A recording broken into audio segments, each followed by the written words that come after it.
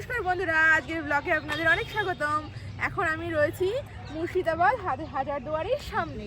আমি এখানে আগে বেশ কয়েকবার এসেছি, তবে কোভিডের পর আমি আর আসিনি। কোভিডের পর এই প্রথম। এই যে দেখতে পাচ্ছেন আপনারা হাজারদুয়ারি, আর ওটা মসজিদ। আর ওই যে সাদা জায়গাটা দেখা যাচ্ছে, ওটা বলা হয় মক্কা থেকে মাটি এনে ওই জায়গাটা তৈরি করেছে। আমি আগে যখন এসেছিলাম তখনই শুনেছিলাম যে মক্কা থেকে মাটি এনে ওই জায়গাটা তৈরি করেছে। চলুন এবার আমরা ভিতরে যাই।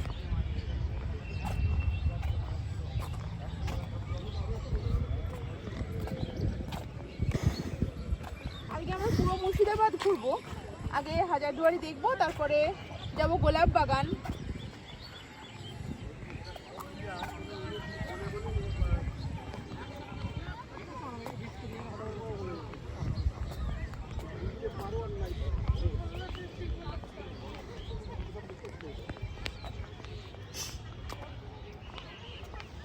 আমাদের হাজারদুয়ারি ভেতরটা দেখা কমপ্লিট হয়ে গেছে। এখন আমরা এখান থেকে বেরিয়ে যাব গোলাপ বাগান। সেই জন্য আমরা এখন যাব ঘাটে। ঘাট থেকে ঘাট পার হয়ে যাব গোলাপ বাগান। আর মসজিদটা দেখতে পাচ্ছেন, মসজিদটা এখন বন্ধ করে দিয়েছে। মসজিদের ভিতরে ঢুকতে দেয় না। সম্ভবত যখন ঈদ বা কোনো ওনাদের কোনো ফেস্টিভ্যাল থাকে তখনই মসজিদটা খুলে ওনারা নামাজ পড়েন। এখন আমরা এই চারপাশটা একটু ঘুরবো, ঘুরে তারপর এখান থেকে আমরা যাবো গোলাপ বাগান। সঙ্গে থাকুন। আজকে সারাদিন আমরা কাটাবো মুর্শিদাবাদে। আর এখান দিয়ে গিয়ে কিছু দোকানপাট আছে, কাকড়া মসজিদের সামনে দেখতে পাচ্ছেন, এটা কাকড়া মসজিদ। এর ভেতরে অনেক শিবলিঙ্গ আছে। যেহেতু এখানে একজন হিন্দু রানী ছিলেন, সেই জন্য ওনার জন্যই এই শিব মন্দির তৈরি হয়েছিল।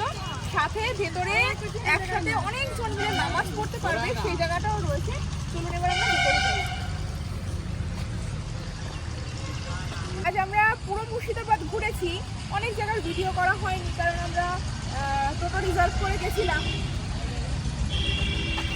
আমাদের আবার ট্রেনও আছে, ফিরতে হবে। ওই জন্য আমরা বাইরে থেকে দেখে চলে। বন্ধুরা, এই জায়গাটা যেখানে রাজা যিনি রাজা ছিলেন, মুসলিম রাজা ছিলেন, একসাথে 5000 লোক বসে নামাজ পড়তে পারবে, সেই জন্য এই জায়গাটা তিনি তৈরি করেছিলেন। এখানটায় বসে একসাথে নামাজ পড়তেন। আর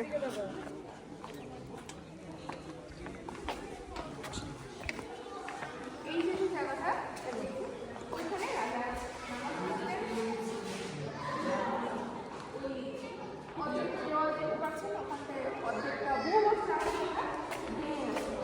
আমি বহু বছর আগে তখন দেখেছি। ওইটা ভাঙা, কেন ভাঙা আমি জানি না।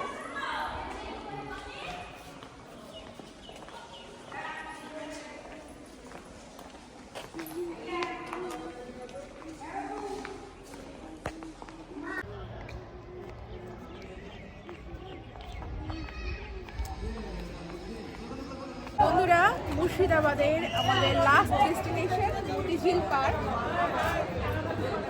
মতিঝিল পার্ক ঘুরে তারপর আমরা আবার বাড়ি ফিরবো। চলুন আমরা ভেতরে যাই। আমি আগে মতিঝিল পার্কে আসিনি, এই আমার প্রথম। এখানেও টিকিট কেটে ঢুকতে হয়, 30 টাকা করে টিকিট নিই।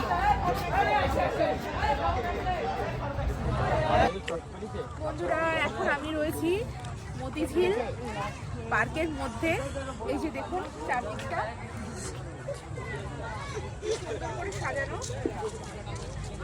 এই যে হচ্ছে আসল ঝিলটা, এই যে হচ্ছে ঝিল, রাস্তার পাশ দিয়ে ঝিল। সুন্দর করে সাজানো বাগানটা। বাচ্চাদের খেলার কিছু ইনস্ট্রুমেন্ট আছে, বাচ্চারা খেলে। আমাদের আজকে লাস্ট ডেস্টিনেশন ছিল এটা। আমরা আর একটু সময় এখানে থাকবো, বসবো, তারপরে আমরা বাড়ি যাব। আজ সারাদিন আমাদের সঙ্গে থাকার জন্য অনেক ধন্যবাদ।